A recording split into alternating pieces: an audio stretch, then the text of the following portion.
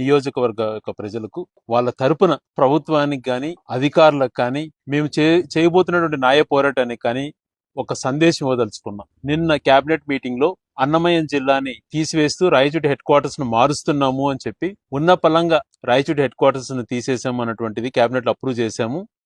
31వ తేదీన రేపు గెజిట్ రూపంలో రిలీజ్ చేస్తాము. 1వ తేదీ అక్కడ జిల్లా కేంద్రము ఉండదు అని మాట్లాడారు. మాట్లాడుతూ గౌరవ మంత్రి గారు రాయచోటి నియోజకవర్గానికి సంబంధించి ఏ ఒక్కరూ సపోర్ట్ చేయడం లేదు అని చెప్పి ఒక అవమాన రీతిలో ఒక నియోజకవర్గాన్ని కించపరిచే విధంగా ప్రజల యొక్క మనోభావాలు దెబ్బతినే విధంగా మాట్లాడాడు. మీరే ఒకటి ఆలోచన చేయండి. ఈరోజు పార్లమెంటరీ కేంద్రాన్ని ఒక జిల్లా కేంద్రంగా తీసుకున్నప్పుడు ఆ రోజు సెంట్రలీ లొకేషన్ గా రాయచోటి ఉన్నప్పుడు మరి మీరు మదనపల్లిని సపరేట్ చేస్తూ మీరు రాయచోటిని మీరు కార్నర్ చేస్తూ ఇటుపక్క విద్వేషాలు మీరు రెచ్చగొట్టి మళ్ళా ఏదో ఎవరు మీకు సపోర్ట్ లేరు, మీరు ఒంటరిగా మిగిలిపోయారు అన్నటువంటి హేళనగా రెవెన్యూ మంత్రి గారు అనగాని సత్యప్రసాద్ గారు మాట్లాడడం చాలా దుర్మార్గం. ఒక ముఖ్యమైనటువంటి విషయము అందరూ గమనించాల్సిన అంశం ఏంటంటే, ఈ ప్రభుత్వం ఎన్నికల ముందనేమో చంద్రబాబు నాయుడు గారు రాయచోటి జిల్లా నియోజకవర్గం కొనసాగుతుంది, హెడ్ క్వార్టర్స్ గా కొనసాగుతుంది అని చెప్పారు. మరి ఉన్న పలంగా నవంబర్ 27న 2 నోటిఫికేషన్లు ఇచ్చారు. రాష్ట్ర వ్యాప్తంగా వివిధ నోటిఫికేషన్లతో పాటు ఈ జిల్లాకు సంబంధించి 2 నోటిఫికేషన్లు ఇచ్చారు.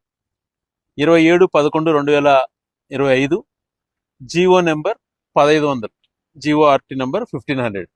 అందులో వాళ్ళు మెన్షన్ చేసిన అంశము పీలేరులోని కొన్ని మండలాలు, అలాగే పుంగనూరుకు సంబంధించిన కొన్ని మండలాలు, మదనపల్లె మండలాలు, తర్వాత తంబలపల్లె మండలాలు, 2 మదనపల్లెలో ఉన్న రెవెన్యూ డివిజన్ లో ఉన్నటువంటివి, రాయచూరు రెవెన్యూ డివిజన్ లో ఉన్నటువంటి కొన్ని మండలాలు అన్ని తీసుకెళ్లి పలంనేరులో ఉన్నటువంటి కొన్ని రెవెన్యూ డివిజన్లతో మదనపల్లి హెడ్ క్వార్టర్స్ చేయబోతున్నాము, దీనిపైన మీ అభిప్రాయాలు చెప్పండి అని చెప్పి 27/11 ఒక జీవో ఇచ్చారు. అదే రోజున మరొక జీవో నెంబర్ 1501. ఆ జీవోలో ఏం మెన్షన్ చేశారు? ఒంటిమిట్ట, సిద్ధవోట 2 మండలాలు కడపలో ఉన్నాయి, దీన్ని రాజంపేటలో కలపాలి, తద్వారా అన్నమయ్య జిల్లాకు వస్తుంది, దానిపైన మీ అభిప్రాయాలు చెప్పండి అని చెప్పి ఈ 2 నోటిఫికేషన్లు జీవో రూపంలో ఇచ్చి 30 రోజుల సమయంలో మేము నిర్ణయం తీసుకుంటాం అన్నట్టుగా చెప్పారు. దానికి అనుగుణంగా ఒక 2 రోజుల ముందున వాళ్ళు మీడియాలో లీకులు ఇస్తూ 927 మంది అభిప్రాయాలు తెలియజేశారు రాష్ట్ర వ్యాప్తంగా, ఈ రెండింటికి కాదు. దీనికి సంబంధించి ఎంతమంది చెప్పారో ఏం చెప్పారో అటువంటిది రివీల్ చేయలేదు.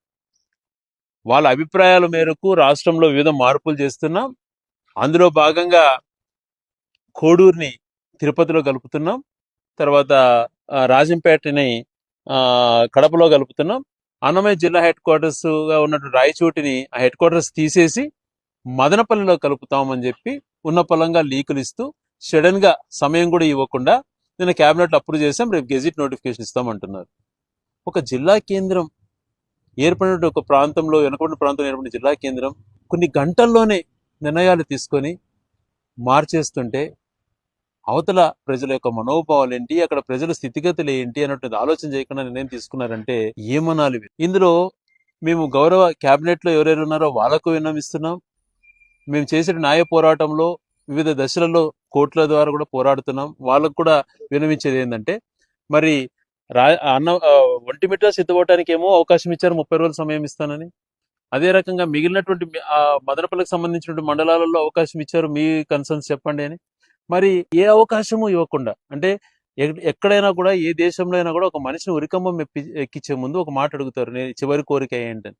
అట్లా కూడా ఏమి అడగకుండా రాయచోటి నిజంగా మీ మనోభావాలు ఏమని అనకుండా మీకు నోటిఫికేషన్ ఇచ్చింటే మాకు కూడా 30 రోజుల క్రితం మీ అభిప్రాయాలు ఏంటి, మీ జిల్లా ఎత్తేయబోతున్నాం, మిమ్మల్ని మదనపల్లిలో కలపబోతున్నాం, మీ అభిప్రాయాలు ఏంటి అన్నటువంటి అడగలేదు.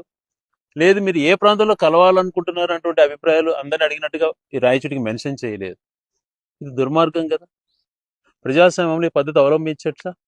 ఈరోజు తీసుకున్నావు కలుపు, కోడూరును అక్కడ కలిపినావు, మిగతాటి సిద్ధవటం ఒంటిమిట్ట ప్రజలు కోరుకునే విధంగా కడపలో కలిపినావు, రాజంపేటను కలిపావు, ఓకే ఫైన్. కానీ మా రాయచోటికి సంబంధించి మేము హెడ్ క్వార్టర్స్ తీసేస్తున్నాము, మీరు ఏ ప్రాంతంలో కలవాలనుకుంటున్నారు, మేము ఇట్లా మదనపల్లిలో కలిపేస్తున్నాము, ఇంకోటో మీ అభిప్రాయాలు చెప్పండి అన్నటువంటిది మాకేమైనా నోటిఫికేషన్ ఎందుకు ఇవ్వలేదు? తప్పు కదా ఇది. మరి ఈ నోటిఫికేషన్ ఇవ్వకుండానే జిల్లా హెడ్ క్వార్టర్స్ ఎత్తేయడం ఎంతవరకు సమంజసం? 2022 ఏప్రిల్ 4న మాకు గెజిట్ అప్పుడు ఆ ప్రభుత్వం ఇచ్చింది, ఏ మండలాలలో ఏ రెవెన్యూ డివిజన్లుగా ఏర్పడి ఆ రోజు రాయచోటికి ఇంకా రెవెన్యూ డివిజన్లో ఏ మండలాలు ఉండాలి అని చెప్పి పూర్తిగా ప్రభుత్వ పరంగా అందరి అభిప్రాయాలు సేకరించడానికి టైం ఇచ్చి అందరి అభిప్రాయాల మేరకు మెజారిటీ అభిప్రాయాల మేరకు ఆ రోజు కమిటీ యొక్క నిర్ణయం మేరకు తీసుకుని గెజిట్ ఇచ్చారు. మరి మా అభిప్రాయాలు అడగకుండానే మీరు గెజిట్ నోటిఫికేషన్ ఇవ్వటం, ఈరోజు క్యాబినెట్ అప్రూవ్ చేయటం, నోటిఫికేషన్ ఇవ్వకుండానే మీ పరిస్థితి ఏంటి అనేటువంటి అడగకుండానే ఇవ్వటం ఎంత దుర్మార్గం అండి. దీనిపైన ఇదేదో నాకు సంబంధించిందో నిజంగా ప్రజలకు సంబంధించిందో కాదు, భవిష్యత్ తరాలకు, ఆ ప్రాంతంలో భవిష్యత్ తరాలకు సంబంధించింది, అక్కడ యువతకు సంబంధించింది, అక్కడ రైతులకు సంబంధించింది, అక్కడ ప్రజలకు సంబంధించింది, అక్కడ ఉద్యోగస్తులకు సంబంధించింది. ఈరోజు రాయచోటి హెడ్ క్వార్టర్స్ అనేటువంటిది వచ్చిన తర్వాత అక్కడ ఉద్యోగస్తులకు 16% హెచ్ఆర్ రావటం కూడా హౌస్ అలయన్సెస్ కానీ ఇవన్నీ పెరగడం జరిగింది. ఈరోజు జిల్లా హెడ్ క్వార్టర్స్ ఉన్న పలంగా మీరు తీసేస్తే ఏంటి పరిస్థితి? ఈరోజు ఎన్నో ఆశలతో అక్కడ ఏర్పాటు చేసుకుంటే కార్యాలన్నీ రేపటి నుంచి తరలిపోతుంటే చూస్తూ ఉండాలి.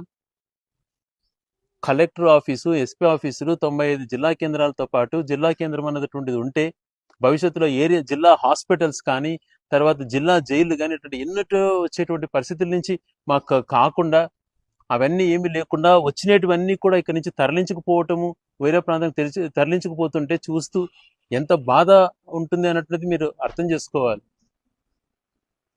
ఒక నియోజకవర్గమే మీకు ఎవరు సపోర్ట్ లేరంటే మీరు విభజించేసేసి మీరు ఇష్టానుసారంగా చేసేసి ఏ ప్రాంతాన్ని ఆ ప్రాంతానికి విడదీసేసి మీరు ఒక్కరు మిగిలారు, మీకు ఎవరు సపోర్ట్ లేరంటే మాట మాట్లాడడం ఎంతవరకు సమంజసం?